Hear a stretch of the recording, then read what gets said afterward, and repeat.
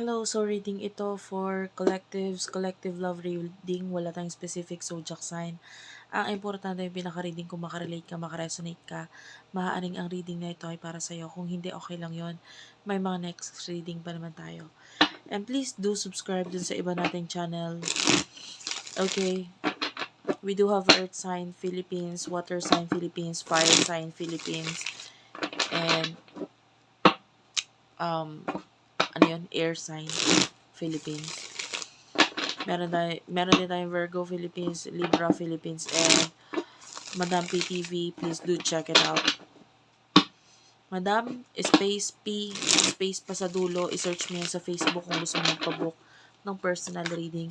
Unipri, yan yung aming TikTok shop. And then, Madam Unicorn P, yan yung aming Instagram. Let's start. What do we have here for the sign of collectives? Collective, walang specific zodiac sign yun ha. Pag nakaka-relate ka, maaaring sa yung reading. At kung may binanggit akong mga zodiac sign, energies lang yon at hindi yung pinaka-zodiac sign mo or ng person mo. Actually may sipon ako ngayon eh. Pero hindi man may sipon. Parang nagbabara lang yung ilong ko. Pero may naaamoy ako na parang siya. Amoy, lumang pabango. I don't know if gumamit ka ba ng lumang pabango, like maybe matagal mo nang hindi nagagamit, or maybe malapit ka sa lumang pabango. Yeah, maybe sa paligid mo lang while you are listening. But okay lang kahit hindi. King of Swords, nakikita natin you're very professional, you're someone na mataas ang tingin ng tao sa'yo. With the Temperance, marami kang ginawa sa sarili mo para mo ma-achieve mo yung mga bagay na yan. And you do have the Tower. Maybe, with regards sa person na kakonect mo, parang naisipan mo na lately na i-end or tapusin na lang yung dito sa person na to. Maybe with the Temperance, yung paghihintay mo sa kanya, pag-i-expect mo sa kanya, this could be a past person. Kasi with the King of Swords, pwedeng ang nasa isip mo na lang, mag-focus na lang kaya ako sa sarili ko. Mag-focus na lang kaya ako sa buhay ko. Mag-focus na lang kaya ako sa karir ko. Bakit ko pa isipin yung taong to? Tagal ko naman na nagintay sa kanya. So yung iba sa inyo, nandun yung point sa buhay mo na naging realistic ka lang eh. Na pwedeng you feel spiritually connected dito sa taong to. Pero spiritual connection is not enough. You have to live your own life din naman. And that's what you're doing right now. Parang kailangan ko rin namang mabuhay sa sarili ko. Hindi yung puro spiritual na connection dito sa taong to. So, ito yung ginagawa mo yun. Person na ka-connect mo, sino to? I also do get this feeling na yung iba sa inyo, bago ako manood sa video ko, may mga pinanood ka tapos hindi ka na-satisfied dun sa napanood mo. Parang yung iba sa inyo, pwedeng hindi ka nakarelate or hindi mo nagustuhan yung way ng message or deliver ng message ng pinanood mo. Well, I don't know. Nakakuha lang ako ng energy na gano'n. Person na kakonect mo, sino to? Sino yung person na kakonect mo? Pagpasensyahan mo na guys, sabi ko nga kanina, barado yung ilong ko. So, yeah. You do have here the Queen of Pentacles, Taurus, Virgo, Capricorn, and the Nine of Cups, Cancer, Scorpio, Pisces. Bottom of the deck is the Eight of Wands, Aries, Leo, Sagittarius. Yung person na kakonect mo could be someone na pwedeng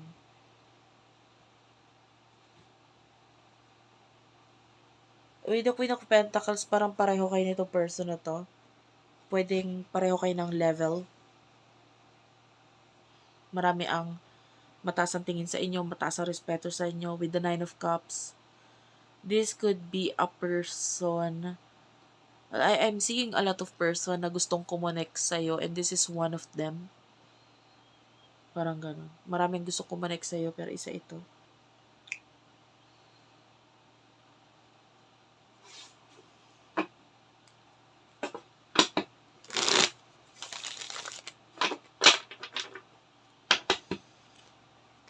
Emotions ninyo sa isa't isa.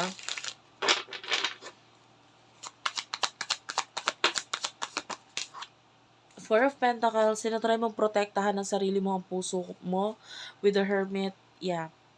Meron kang parang suot na shell ngayon eh. Parang, alam mo yun, pinoprotektan mo yung sarili mo pagdating sa area na may kinalaman sa love or, marami ka nang na-experience bago ka maging ganyan.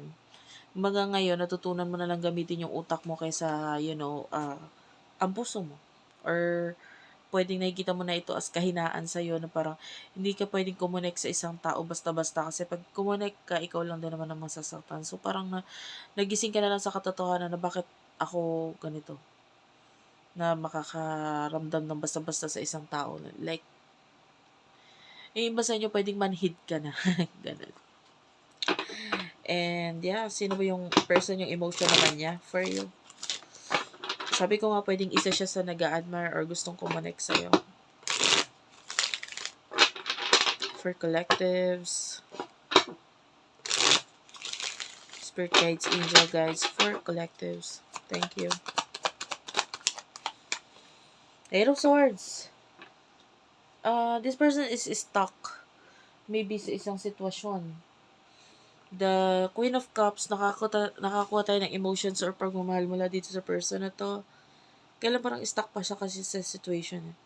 The Six of Swords, I feel like naka-move on ka na dito. Yeah, this could be a person na pwedeng hindi naman basta-basta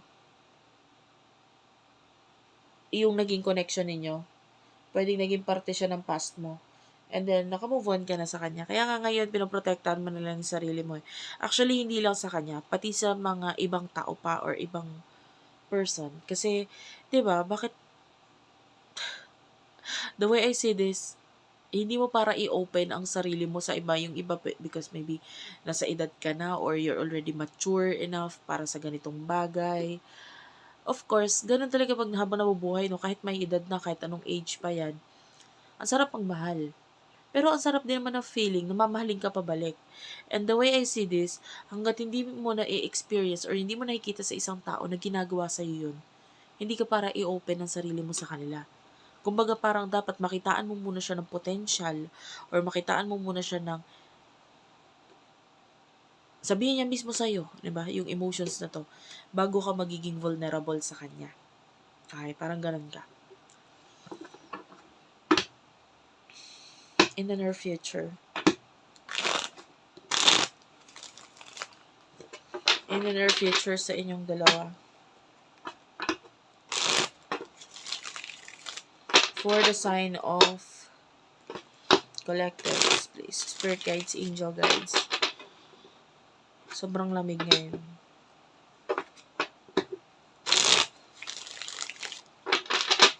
In the near future for the both of you.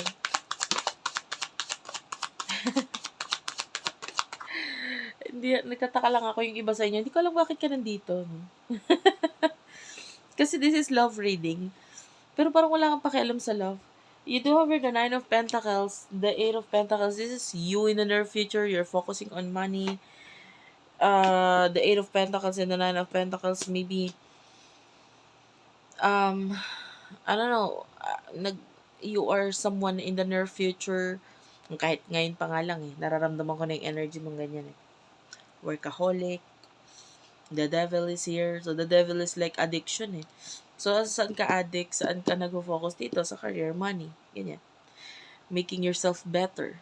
And, maybe you are naging happy na and contented sa kung ano yung mga meron ka ngayon.